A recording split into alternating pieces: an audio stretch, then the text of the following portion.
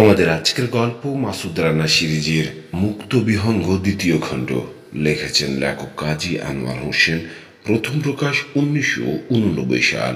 Part 14। ও ধরা পড়বার সময় নূর আয়াং শহরে ছিল কি না জানি না, থাকলে বেঁচে নেই। নিস্তব্ধতার ভেতর ঠান্ডা বাতাস করুণ বিলাপের মতো লাগলো ওদের কানে। পুরুষ দুজন অটল পাথরের মতো তাকিয়ে আছে রাতের অন্ধকারে, দুজনেই রাগ আর ভয়ের হাতে বন্দী। তবে নূর আয়াঙ্গের স্বভাব হলো পাহাড়ে গা ডাকা দিয়ে থাকা। আবার বলল বানু, যুদ্ধ থামলে লুটপাট করার জন্য নেমে আসে সে না আসা পর্যন্ত তার লোকেরা খুন খারাপিতে হাত দেয় না। আর অ্যানির ব্যাপারটা তো আরও আলাদা। নূর আয়াং ওকে কষ্ট পেয়ে মরতে দেখবে গাবিদের সাথে, ব্যাস। শুনেছি ছোট ছোট ছুরি দিয়ে জ্যান্ত একজন মানুষের ছাল ছাড়িয়ে নিতে পারে ওরা, পা থেকে মাথা পর্যন্ত। তারপরও নাকি মানুষটা অনেকক্ষণ বেঁচে থাকে। ঠাস করে বানুর গালে চড় মারল মাইকেল। তারপরই বিড়বিড় করল সে, দুঃখিত মাই গার্ল। চোখে ভরা পানি নিয়ে মাইকেলের কাঁধে মাথা রাখলো ভানু। তোমার ভেতর কি হচ্ছে আমি জানি মাইকেল। ঘটনাটা দেখেও যেন দেখল না রানা। চেহারায় ধ্যানমগ্ন একটা ভাব নিয়ে এখনো দূরে তাকিয়ে আছে ও। সংবিত ফিরল মাইকেলের ডাকে। আমি তৈরি ওল্ড চ্যাপ, তোমার কি খবর? দীর্ঘশ্বাস ফেলে ঘুরল রানা। হ্যাঁ, আমিও তৈরি মাইকেল। হ্যাচ গোলে ড্রাইভারের সিটে নেমে গেল ও। ফ্রন্ট লাইন ট্রেন্সগুলোর কাছে ফিরে এলো আব্বাস খায়ের। গিরিখাদের মাথার উপর সরু আকাশের ক্ষীণ আলোর আভাস দেখে দ্বিধায় পড়ে গেল সে। ঠিক বুঝতে পারল না ভোর হতে যাচ্ছে কিনা।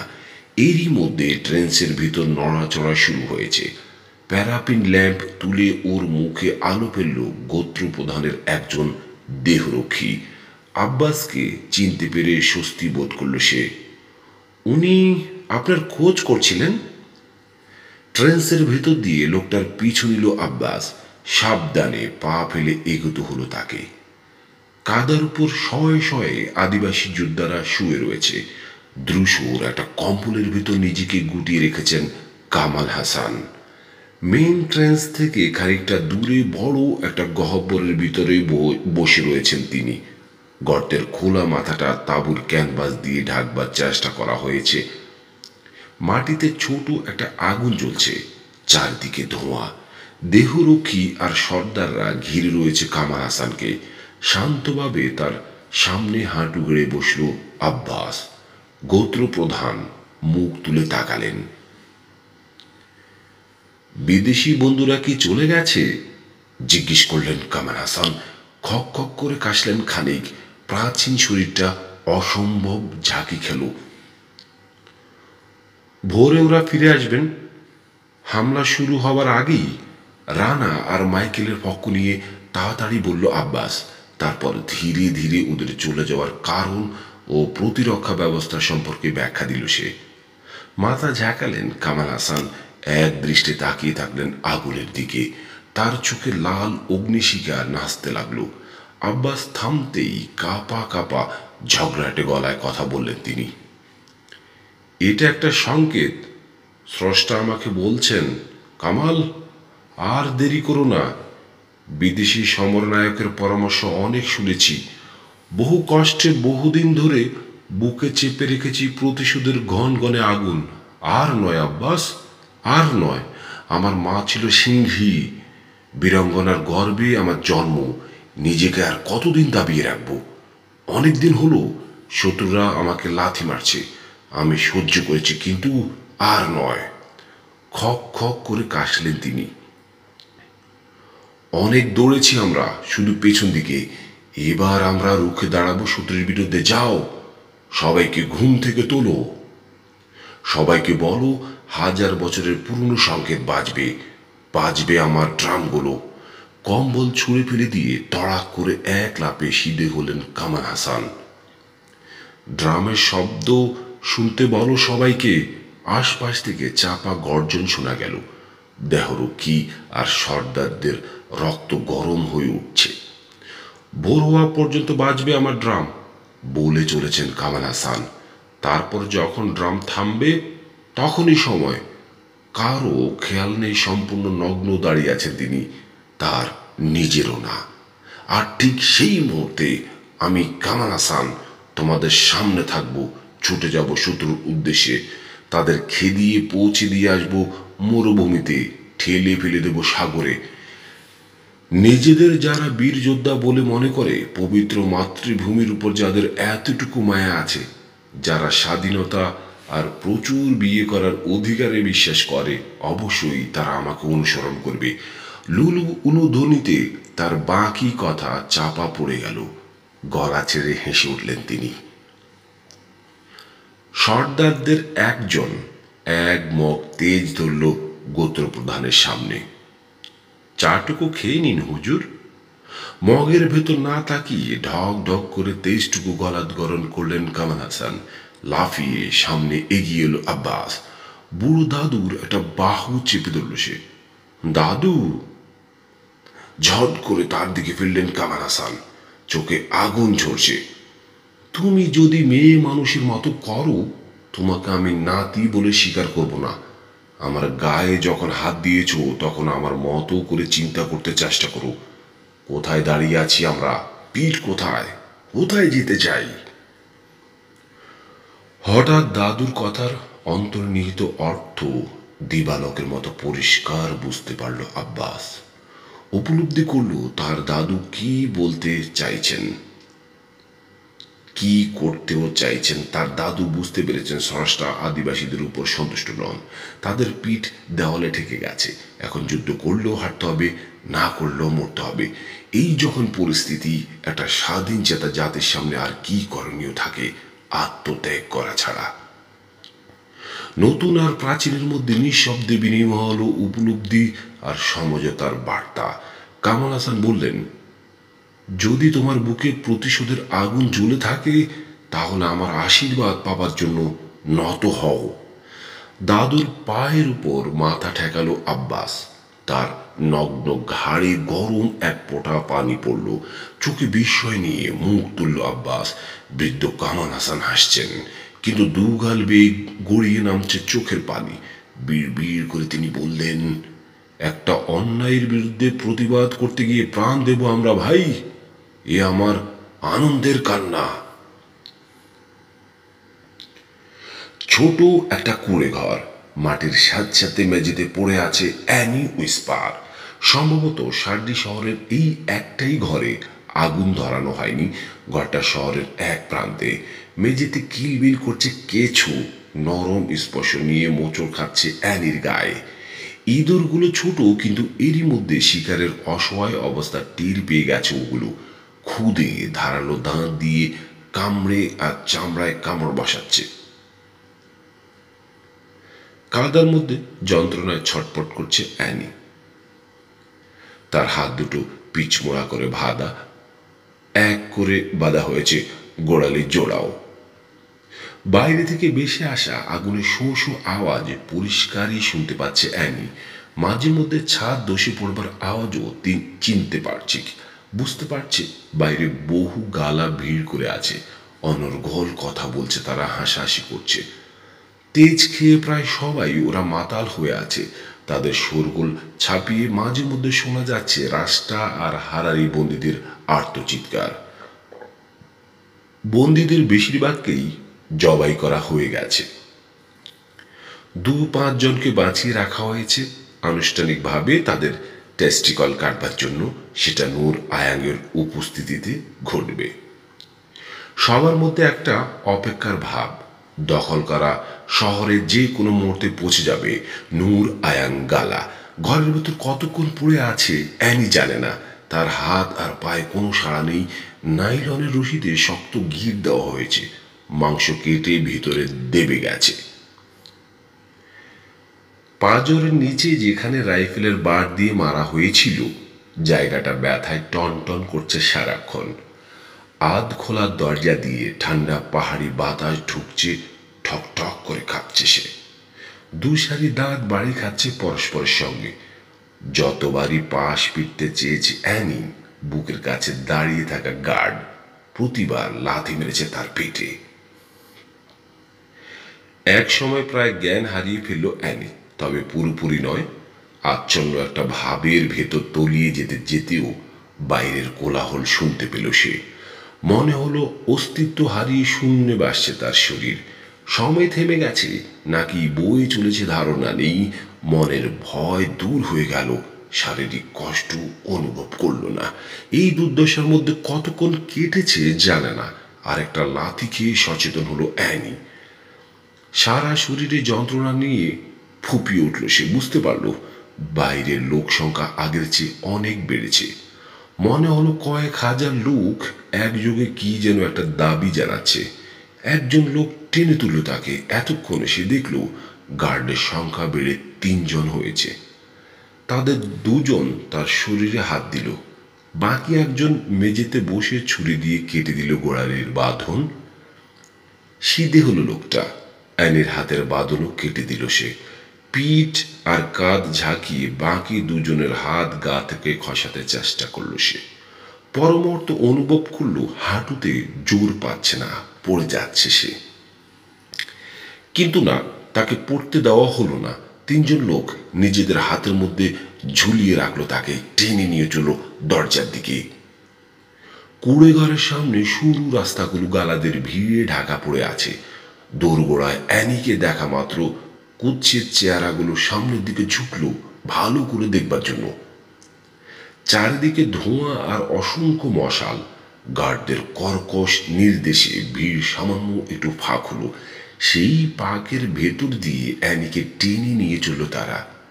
চারপাশের ভিড় থেকে কুকুর বেড়ালের ডাক ছাড়ল গালারা। চারদিক থেকে ছুটে এসে বড়দের লোভী হাত হাসতে হাসতে হাতের লাঠি দিয়ে সেগুলো ঠেকালো গার্ডরা। চেষ্টা করেও দাঁড়াতে পারছে না অ্যানি। এখনো তাকে হিচড়ে টেনে নিয়ে যাচ্ছে তারা। রেলওয়ের উঠোনে ঢুকলো ভিড়টা। পাশ কাটালো পাহাড়ের মতো উঁচু হয়ে থাকা লাশগুলোকে। এরা সবাই গুদামের ভেতর শুয়েছিল। নিজের হাতে এদের সেবা শুশ্রূষা করেছে অ্যানি।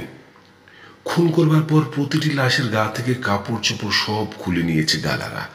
গোটা উঠোনে কয়েকশো মশাল জ্বলছে। গুদামের বারান্দার কাছে প্রায় পৌঁছে গেছে এই সময় মোটা গদির উপর বসা লোকটাকে চিনতে পারল অ্যানি। সরীসৃপের মতো ঠান্ডা চোখ, ঢুলুঢুলু গায়ে, চামড়ার নিচে মাংস যেন নরম কাদা, কখনো যেন রোদে বেরোয়নি। ঠোঁট দুটো অস্বাভাবিক ফোলা, কাঁচা মাংসের মতো লালচে। প্রথমবারের মতো এবারও লোকটা যে শুধু অ্যানির পা থেকে মাথা পর্যন্ত ঘন ঘন দৃষ্টি বোলালো তাই নয়, বুকের ওপর আর তলপেটের নিচের দিকে এক দৃষ্টে দীর্ঘ সময় নিয়ে তাকিয়ে থাকলো। ঘৃণায় রি রি করে উঠল অ্যানির সারা শরীর। কিন্তু নূর আয়াং কেন ওখানে গদির উপর বসে আছে বুঝতে পেরে ঘৃণা বা রাগ নয়, আতঙ্কে কাঁপতে শুরু করলো সে। বারান্দাটা উঁচু। বন্দিনের যন্ত্রণাদায়ক মৃত্যু উপভোগ করবার জন্য 2 পাশে 2 গাবিকে নিয়ে বসেছে নূর আয়াং। নিজেকে মুক্ত করবার জন্য মরিয়া হয়ে উঠল অ্যানি। ধস্তাধস্তি শুরু করলো সে, কিন্তু টেনে হিসড়ে সামনে আনা হলো তাকে। তারপর 3 জন মিলে শূন্যে তুলে ফেলল। 1.5 মানুষ উঁচু অসম্ভব ভারী 3টে গালা বল্লম মাটিতে গেঁথে একটা তেপোয়া তৈরি করা হয়েছে। ইস্পাতের তৈরি ডগাগুলো এক করে বাঁধা হয়েছে শক্ত করে তার দিয়ে। পিরামিডে চোখা মাথার মতো লাগছে দেখতে। 3 জনের সঙ্গে পারল না অ্যানি। তার পা আর হাত টেনে ধরা হলো। আবার সে অনুভব করল কবজি আর গোড়ালি বাঁধা হচ্ছে। গার্ডরা কাজ সেরে পিছিয়ে গেল। গোল হয়ে দাঁড়ানো ভিড়ের গায়ে অ্যানি দেখল তেপায়ার মাঝখানে ঝুলছে সে। শরীরের ভারে রশি বাঁধা কবজির হাড় ভেঙে যাবে বলে মনে হলো।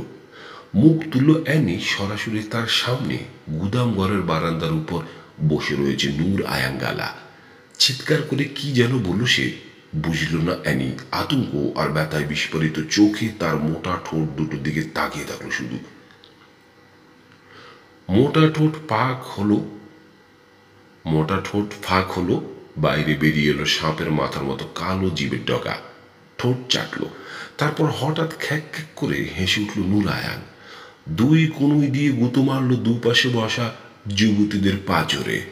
মেয়ে দুটো উঠোনে নেমে এলো, বহু রঙা সিল্ক পোশাক মশালের আলোয় ঝলমল করছে।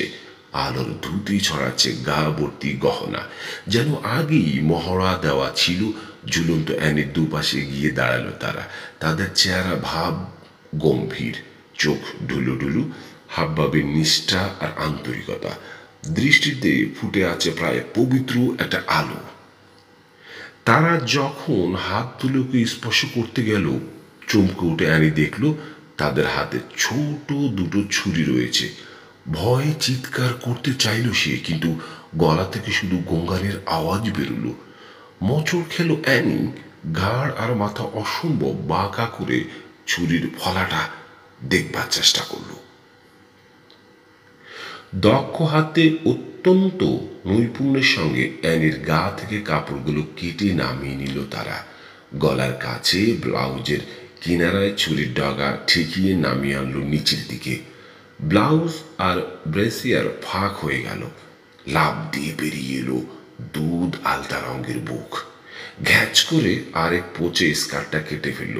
শুকনো পাতার মতো খসে পড়ল সেটা কোমর থেকে। হাততালি দিল নূর আয়ান। কুকুর বেড়ালের ডাক ছাড়লো গালারা, কিন্তু তারপরেই আবার জমাট নিস্তব্ধতা নেমে এলো উঠোনে। সবাই অধীর আগ্রহের সঙ্গে ঝুঁকে আছে সামনের দিকে। কারো চোখে পলক নেই। এমন সুন্দর আর উত্তেজনাকর দৃশ্য থেকে মুহূর্তের জন্য কেউ বঞ্চিত হতে চায় না। সামনের দিকে মাথা নোয়ালো অ্যানি, চুলগুলো ঢেকে দিল তার কান্না ভেজা মুখ।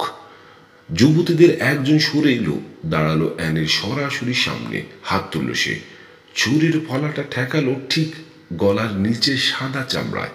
ওখানে একটা শিরা ফাঁদে পড়া ক্ষুদে প্রাণীর মতো লাফাচ্ছে। ধীরে ধীরে অসহ্য রকম মন্থর গতিতে ছুরির ফলাটা নিচের দিকে নামতে শুরু করলো। অ্যানির গোটা শরীর ঝাঁকি আর মোচড় খেতে লাগলো। হাত আর পা আড়ষ্ট, পিঠ এমন বাঁকা হয়ে উঠল যে মসৃণ ফর্সা ত্বকের নিচে থেকে মাথা ছাড়া দিল প্রতিটি পেশি। পেছন দিকে নিক্ষিপ্ত হলো তার মাথা। নিষ্পলক চোখ বিস্ফোরিত, খোলা মুখ মস্ত হা হয়ে আছে।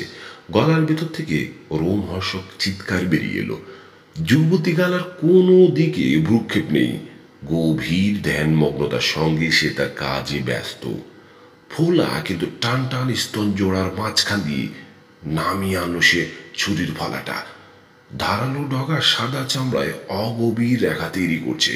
উজ্জ্বল লাল একটা সরল রেখা দীর্ঘ হলো প্রতি মুহূর্তে।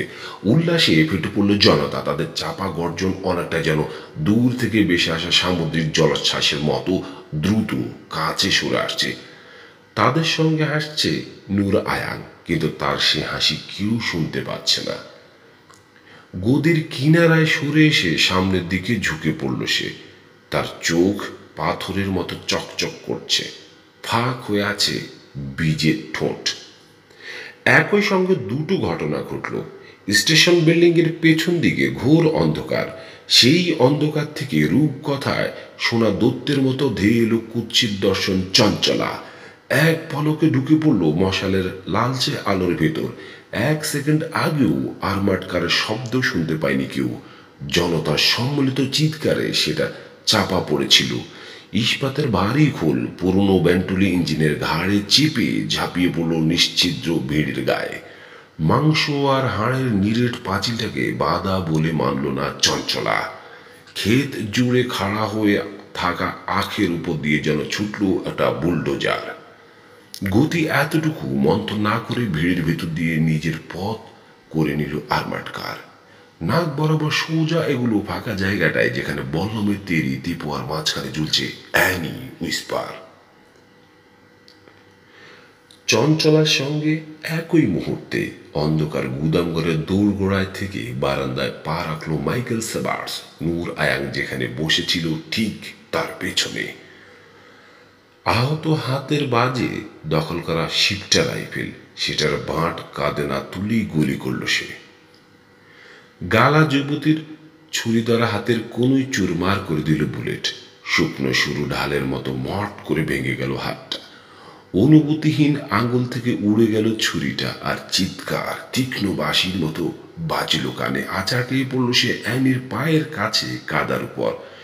দ্বিতীয় যুবতীর শরীরে যেন বিদ্যুৎ খেলে গেল। এক লাফে অ্যানির সামনে চলে এলো সে। ডান হাতটা পিছিয়ে গেল, ঠিক যেন ছোবল মারতে উদ্যত একটা কেউটের মাথা মতো। ছুরিটা সে তাক করলো অ্যানির হৃৎপিণ্ডের দিকে। তার চোখ জ্বলছে, নাকের ফুটো ঘন ঘন বড় হচ্ছে। ছুরি ধরা ডান হাত ছুটে গেল, হাতল পর্যন্ত ডেবে যাবে নরম মাংসের ভেতর। রাইফেল মাজল চুল পরিমাণ ঘুরিয়ে আবার ফায়ার করলো মাইকেল। ভারী বুলেট তার তামাটে কপালের ঠিক মাঝখানে ঢুকলো। সদ্য তৈরি কালো গর্তটাকে মনে হলো তৃতীয় একটা চোখের খালি কোটর। পিছন দিকে প্রচণ্ড এক জাকি খেলো মাথাটা। মেয়েটা পড়ে যাচ্ছে। বোল্ট টেনে আবার রাইফেল মাজল সামান্য ঘোরালো মাইকেল, কিন্তু নূর আয়ান মোচড় খেয়ে পিছন দিকে তাকালো। গদিগুলো আঁকড়ে ধরে সামনে তুলবার চেষ্টা করছে সে, আড়াল পেতে চায়। তার মুখ হা হয়ে আছে, গড়গড়ে কান্নার শব্দ বেরিয়ে আসছে গলা থেকে। রাইফেল মাজলটা আস্তে করে ঢুকে গেল মুখের ভেতর। তৃতীয়বার গুলি করতেও ইতস্তত করল না মাইকেল। ঘাড়ের পেছন দিয়ে বেরিয়ে গেল বুলেট। গর্তটায় মুঠো পাকানো একটা হাত অনায়াসে ঢুকে যাবে। বারান্দা থেকে উঠোনে পড়ে বোবা ব্যাঙের মতো লাফাতে লাগলো নূর আয়ান গালা। লাফ দিয়ে তাকে টপকালো মাইকেল, নেমে এলো উঠোনের মাটিতে। মাথার উপর তরোয়াল খাড়া করে ছুটে এলো একজন গালা। রাইফেল না তুলে আবার গুলি করলো মাইকেল। লাশটা টপকে স্থির হলো অ্যানির পাশে। সেই মুহূর্তে ওদের সামনে ঝাঁকি খেয়ে দাঁড়িয়ে পড়লো চঞ্চলা।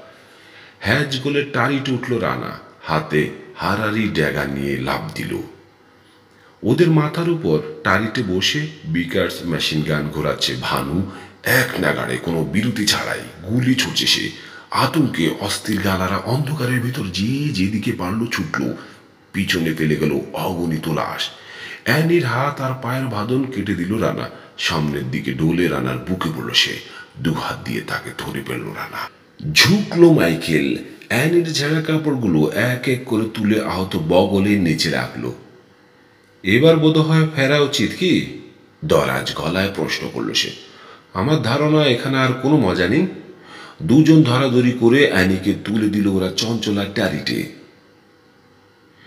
তিনটে কারণে বানান্টো সাঁতার উদ্ভাবিত দর্শন পরিত্যাগ করে শিপটা বাহিনীর নিরাপদ পশ্চাৎ ভাগ থেকে একেবারে ফ্রন্ট লাইনে চলে এসেছে কাউন্ট ডিকান্ডিয়া লেকরেক। জেনারেল ফাদ রেডিও যোগে জরুরি তাগাদা দিয়ে বলেছে আগামী 24 ঘন্টার মধ্যে সার্ডি শহর দখল করতে হবে তাকে। তা না হলে তার জায়গায় নতুন কাউকে কমান্ডার করে পাঠানো হবে। মেজর লুইগি রাকা বাইবেল স্পর্শ করে তাকে জানিয়েছে গোটা সার্ডি গিরিখাত প্রায় খালি হয়ে গেছে। পিছু হতে হতে মাথার কাছে সরে গেছে অল্প কিছু রাস্তা আর হারারি যোদ্ধা। তাদের কাছ থেকে কোনো হামলা আশা করা যায় না।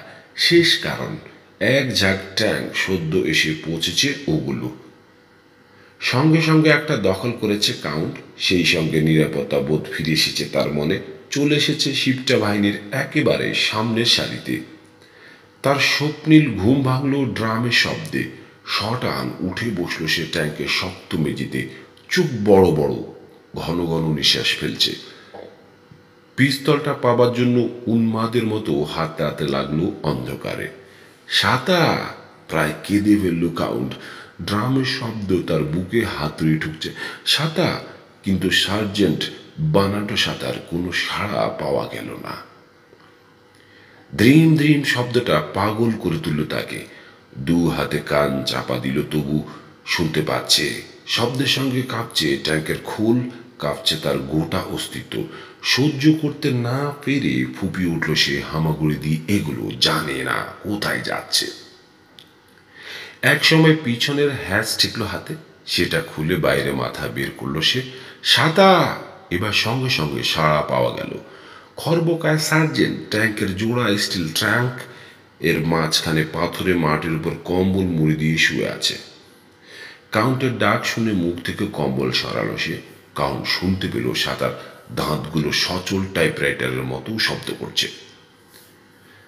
ড্রাইভারকে পাঠিয়ে এই মুহূর্তে খবর দাও মেজর লুইগি রাকাকে।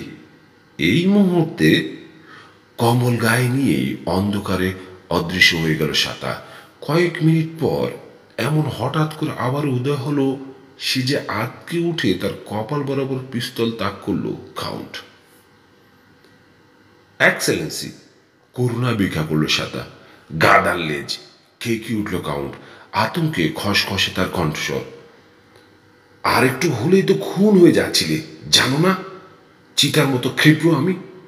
এক্সেলেন্সি, আমি কি ট্যাঙ্কের ভিতরে ঢুকতে পারি? অনুরোধটা এক মুহূর্ত বিবেচনা করল কাউন্ট, তারপর ধীরে ধীরে মাথা নাড়ল সে। আগে আমাকে এক কাপ কফি বানিয়ে দাও।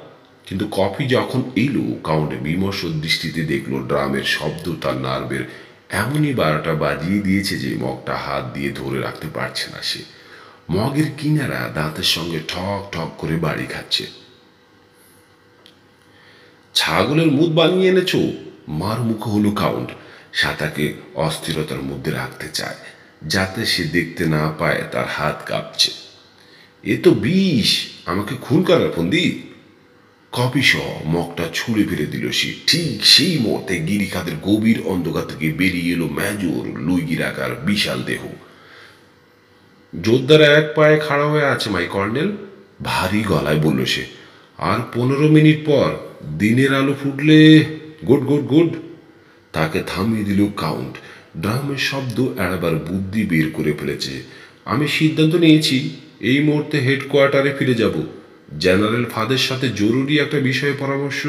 চমৎকার মাই কর্নেল। এবার মেজরি বাধা দিল তাকে। আমার কাছে গোপন রিপোর্ট আছে, শত্রুপক্ষের বিরাট একটা দল পাহাড় টপকে আমাদের পিছনে ডানাকিল মরুভূমিতে পৌঁছেছে। আপনি গিরিখাত থেকে বেরোবার সাথে সাথে সম্ভাবনা আছে তাদের সামনে পড়ে যাবেন। ইতিমধ্যে কাউন্টকে ঘনিষ্ঠভাবে চিনবার সুযোগ হয়েছে মেজরের। জানে কি রোগের কি দাওয়াই। আপনার সাথে ছোট একটা এসকর্ট থাকবে, কিন্তু তাতে কি, আপনি একাই তো 100। শত্রুদের দলটা যে নিশ্চিহ্ন হয়ে যাবে সে ব্যাপারে আমার কোনো সন্দেহ নেই। কিন্তু আমি সিরিয়াসলি ভাবছি। গলায় অপ্রত্যাশিত জোর ফুটিয়ে বলল কাউন্ট। আমার মনটা সন্তানতুল্য সৈনিকদের মাঝখানে রয়ে যাচ্ছে কিনা। মানুষের জীবন এমন একটা সময়ও আসে যখন মাথার কথা না শুনে শুনতে হয় হৃদয়ের কথা। এবং তোমাকে আমি সাবধান করে দিচ্ছি রাকা, রক্তে আমার যুদ্ধ করার নেশা জাগছে। শুনে ধন্য হলাম মাই কাউন্ট। আমি এই মুহূর্তে অ্যাডভান্স করব, ঘোষণা করল কাউন্ট। পিছনে শত্রুপক্ষের বিরাট দল আছে শুনে সামনে পালাতে চাইছে সে। সাহসী যোদ্ধারা বোর হবার অপেক্ষায় বসে থাকে না, বুঝলে। প্রস্তুতি নিতে নিতে ক্ষীণ আলো ফুটল আকাশে, আর সেই সঙ্গে অকস্মাৎ থেমে গেল ড্রাম পেটানোর আওয়াজ। আকস্মিক নিস্তব্ধতা বিস্ফোরণের মতো বাজল কাউন্টের কানে। মুখ তুলে গিরিখাতের উপর দিকে তাকালো সে। ধীরে ধীরে নতুন একটা শব্দ ছড়িয়ে পড়ল স্তব্ধ বাতাসে। রাতের আকাশে পাখির ডানা ঝাপটানোর মতো, অথচ সম্পূর্ণ অচেনা। তারপর আর একটা শব্দ যোগ হলো, ক্ষীণ কিন্তু পরিষ্কার, বহু কণ্ঠে সম্মিলিত লু লু লু, যেন কয়েকশো লোক একসঙ্গে আওয়াজ করছে। মাতা মেরি, যিশু, যিশুর ভাব। ভয় আর বিষয়ে হা হয়ে গেল কাউন্ট। প্রথমে মনে হলো পাথরের দশ নেমে আসছে, সেই সঙ্গে লুলু দড়িতে কেঁপে উঠল পাথর, মাটি, পাহাড়, প্রাচীর, ট্যাঙ্ক আর কাউন্টের গোটা শরীর। তারপর চেনা গেল আকৃতিগুলো পাথর নয়, মানুষের ঢল। রাকা, তোমাকে আমি ফাঁসিতে ঝোলাবো, চিৎকার করল কাউন্ট। তুমি না বলেছিলে শত্রুপক্ষ হামলা করবে না? কিন্তু তার চিৎকার চাপা পড়ে গেল মেজর রাকার কর্কশ কমান্ডে। পর মুহূর্তে সামলের লাইন থেকে গর্জে উঠল মেশিন গানগুলো।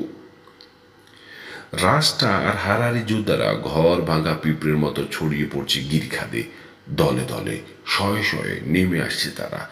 ঢেউ খালানোর গমের ক্ষেত যেন আলাদাভাবে কাউকে চিনবার উপায় নেই।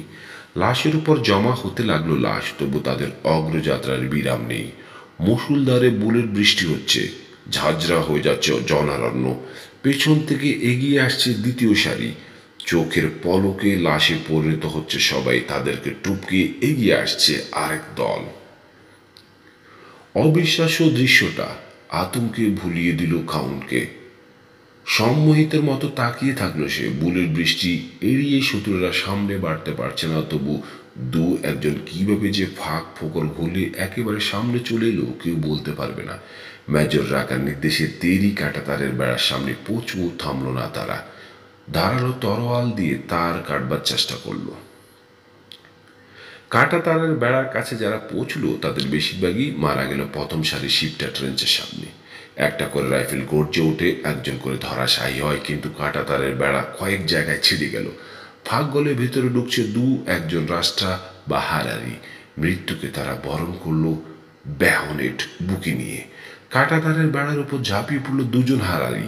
মাটির সঙ্গে সমান হয়ে গেল বেড়াটা, সেই সঙ্গে মাথায় রাইফেলের বুলেট নিয়ে বেড়ার উপরই মুখ থুবড়ে পড়ল তারা। পর মুহূর্তে তাদেরকে টপকে ছুটে এলো তিনজনের নেতৃত্বে রয়েছেন কঙ্কাল সদৃশ এক বৃদ্ধ। সাদা আলখাল্লা পরে আছেন তিনি, মাথায় কোনো চুল নেই, খুলিটা কামানের গোলার মতো চকচক করছে।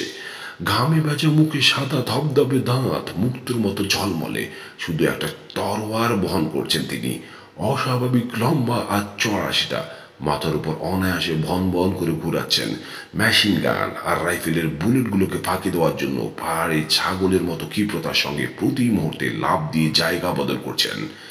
তাকে অনুসরণ করছে দুজন হারারি, তাদের হাতে মান্দাত্তা আমলের রাইফেল। ছুটে আসছে তারা, কোমরের কাছ থেকে গুলি করছে। তাদের লুলু চিৎকার চাপা পড়ে গেল কামাল হাসানের রণহুঙ্কারে। দলটাকে টার্গেট করে গর্জে উঠল একটা মেশিন গান। ধরাশায়ী হলো সঙ্গী দুজন, কিন্তু তাল গাছের দৈর্ঘ্য নিয়ে আগের মতোই লাফাতে লাফাতে ছুটে এলেন কামাল হাসান। হতভম্ব কাউন্ট যেন তার নিজের অস্তিত্ব হারিয়ে ফেলেছে। অবাক চোখে তাকিয়ে আছে সে। তার পাশ থেকে একটা মেশিন গান গর্জে উঠল। এবার কামাল হাসান সামান্য একটু হোঁচট খেলেন। কাউন্ট দেখল বুলেট লেগেছে। টার্গেটের ঢোলা আলখালা থেকে মিহি ধুলো উড়ল, ছিঁড়ে বেরিয়ে গেল খানিকটা কাপড়। সেই সঙ্গে তার বুকের কাছে উঠল লাল রং। অথচ এখনো আগের মতোই ছুটে আসছেন তিনি। এখনো তার গলা থেকে রণহুঙ্কার বেরোচ্ছে। লাফ দিয়ে বেরিয়ে এলেন ট্রেঞ্চের প্রথম সারি। নাক বরাবর সোজা এক লাইনে দাঁড়ানো ট্যাঙ্কগুলোর দিকে ধেয়ে আসছেন। তিনি যেন পরম শত্রু কাউন্ট ডিক্যান্ডিয়াকে চিনতে পেরেছেন। তাকেই বেছে নিয়েছেন স্বাধীনতা হরণকারীদের অন্যতম হিসেবে। কাউন্টের মনে হলো একা শুধু তার প্রতি আক্রোশ নিয়ে ছুটে আসছে লোকটা। লাল রং ছড়িয়ে পড়েছে তার বুকের উপর, তবু বাতাসে অনবরত শীষ তুলছে তরোয়ারের ফলা। হোঁচট খাচ্ছেন তিনি। মেশিন গানের শেষ দফার বুলেটগুলো আঘাত করলো তাকে। তার হাত থেকে খসে পড়ল তরোয়াল। হাঁটু বাজ হয়ে গেল, মাটিতে পড়ে গেলেন তিনি। কিন্তু তারপরও ক্রল করে এগোলেন। তাকিয়ে আছেন মুখ তুলে সরাসরি কাউন্টের চোখে। চিৎকার করে কি যেন বলতে চেষ্টা করলেন বৃদ্ধ, কিন্তু আওয়াজের বদলে সাদা দাঁত ডুবে গেল মুখ ভরা তাজা রক্তে। গল গল করে রক্ত বমি করলেন তিনি। ক্রল করে স্থির দাঁড়িয়ে থাকা ট্যাঙ্কের সামনে পৌঁছে গেলেন। মুখ তুলে তাকিয়ে আছেন কাউন্টের দিকে। কাউন্ট তার বেড়াটা তাক করলো কামাল হাসানের মাথা লক্ষ্য করে, কিন্তু আঙ্গুল অসাড় হয়ে গেছে, ট্রিগার টানতে পারল না। মারো, চিৎকার করলো সে, খতম করো। কিন্তু শিপটাদের রাইফেল বা মেশিন গান স্তব্ধ হয়ে থাকলো। এই অভাবনীয় দৃশ্য পাথর করে দিয়েছে তাদের। চোখ বন্ধ করলো কাউন্ট। অনেক চেষ্টা করে এক এক করে পরপর 6টা গুলি করলো সে। 6 ফুট দূরে 6বার জাগি খেলেন কামাল হাসান। 1 মিনিট পর চোখ মেলল কাউন্ট। কৃত্রিম দাঁত মুখ থেকে খসে পড়েছে কামাল হাসানের। সেদিকে সবয়ে তাকিয়ে থাকলো সে। তার শরীর কাঁপছে। কামাল হাসান এখনো তাকিয়ে আছেন তার দিকে, চোখের স্থির মনিতে প্রাণ নেই। কাউন্টের পাশে এসে দাঁড়ালো মেজর রাকা। ঘোষণা করল, গিরিখাত শত্রুমুক্ত হয়েছে, সার্ডের পথ সম্পূর্ণ খোলা। তার নির্দেশে একযোগে বেজে উঠল কয়েকটা বিউগল। ট্রেন্স থেকে বেরিয়ে এলো শিপটা পদাতিক বাহিনী। স্টার্ট নিল ট্র্যাঙ্কগুলো। শিপটাদের এক অজ্ঞাতা পরিচয় সৈনিক পদাতিক বাহিনীর মিছিলে যোগ দেওয়ার আগে নিজের গা থেকে কম্বল খুলে ঢেকে দিল কামাল হাসানের লাশ। ট্যাঙ্ক নিয়ে রওনা হবার আগে লাশটার সামনে দাঁড়ালো মেজর রাকা। কাউন্টের চোখ ফাঁকি দিয়ে কামাল হাসানকে স্যালুট করল সে। গিরিখাদের ঠিক ঠোঁটের কাছে বিশাল গ্রানাইট পাথর সাজিয়ে উঁচু পাঁচিল তৈরি করা হয়েছে। আর্মার্ড কলাম দাঁড়িয়ে পড়তে বাধ্য হলো। শিপটা পদাতিক বাহিনী এগিয়ে এলো পাঁচিল ভাঙবার কাজে। পাঁচিলের পেছনে লুকিয়ে রয়েছে রাস্টা আর হারারি বাহিনীর কিছু যোদ্ধা। অকস্মাৎ মাথা তুলে এলোপাতাড়ি গুলি ছুড়ল তারা। আতঙ্কে অস্থির হয়ে দলে দলে পিছিয়ে আসতে শুরু করলো শিপটারা। বেশিরভাগ পড়ে গেল পাঁচিলের কাছাকাছি গর্তের ভেতর। পাঁচিলের উপর থেকে ছুটে এলো ঝাঁক ঝাঁক বুলেট। ট্যাঙ্কের সামনে কয়েকশো লোক ছুটোছুটি করছে। গানাররা সাহস করে গুলি ছুটতে পারল না। পরপর তিনবার গোটা সকাল ধরে পাঁচিলের কাছ থেকে পিছিয়ে আসতে বাধ্য হলো শিপটারা। কামানের গোলা ছুঁড়েও 5 ফুট চড়া গ্রানাইট পাথরের তৈরি পাঁচিলের তেমন কোনো ক্ষতি করা গেল না। অঘোষিত যুদ্ধবিরতি শুরু হবার পর আধ ঘন্টা পেরিয়ে গেছে। কাঁধে কাঁধ ঠেকিয়ে পাশাপাশি বসে রয়েছে রানা আর মাইকেল বিশাল গ্রানাইট পাথরে হেলান দিয়ে। দুজনেই ওরা মুখ তুলে তাকিয়ে রয়েছে আকাশের দিকে। প্রথম নিস্তব্ধতা ভাঙল রানা। আমি নীল দেখছি। পাহাড় চূড়ার মাথায় এখনো রয়েছে মেঘ, তবে শুকনো মরু বাতাসে ভেসে যাচ্ছে দ্রুত। মাঝে মধ্যে দু একটা ফাঁক তৈরি হচ্ছে। ফাঁকের ভেতর নীল আকাশ, পরমুহূর্তে ফাঁকটা পূরণ করছে ঘন মেঘের ভেলা। হঠাৎ উজ্জ্বল এক ঝলক রোদ গোটা উপত্যকা আলোকিত করে তুলল। ছায়ায় সরে যাওয়ায় সবুজ রং নিয়ে হেসে উঠল যেন পাহাড়গুলোর ঢাল। জীবন বাড়ি সুন্দর, বিড়বিড় করল মাইকেল। ঘড়ি দেখল রানা, 11টা 7। আর একটু পরেই রেডিও মেসেজ পাঠাবে ওরা। আকাশ খালি হয়ে গেছে, পাইলটরা ককপিটে বসে আছে। এখানে পৌঁছতে 35 মিনিট লাগবে ওদের। শীতে হয়ে বসলো মাইকেল। অক্ষত হাতটা দিয়ে চুল সরালো কপাল থেকে। এক ভদ্রলোকের কথা জানি, ওরা যখন আসবে তিনি তখন এখানে থাকবেন না। দুজন ধরো, একমত হলো রানা। আমাদের কাজ শেষ ওলচাপ। যতটুকু করবার করেছি আমরা। 2-4 মিনিট এদিক ওদিক হলে চকলেট সালে খিটমিট করবে বলে মনে হয় না। বম্বারগুলো যখন আসবে দুপুর হতে বাকি থাকবে বড়জোর ওই 2-4 মিনিটই। বেচারা যোদ্ধাদের কি হবে? পাথুরে পাঁচিলের নিচে ওদের সঙ্গে যারা বসে রয়েছে তাদের দিকে হাত তুলল রানা। সংখ্যায় তারা কয়েকশো হবে। কামাল হাসান বাহিনীর অবশিষ্টাংশ। বম্বার আসার শব্দ পেলেই ছুটব ওরা। অনুমতি দিয়ে রাখো। ব্যাখ্যা করে বোঝাবে কে? জিজ্ঞেস করল রানা। যাই, ভানুকে ডেকে আনি। ক্রল করে এগুলো মাইকেল পাঁচিলের গা ঘেঁষে। কারণ পাহাড়ের মাথায় শিপটা স্নাইপাররা বসে আছে। আরো গল্প কবিতা উপন্যাস পেতে আমাদের চ্যানেলটি লাইক, কমেন্ট, শেয়ার, সাবস্ক্রাইব করতে ভুলবেন না।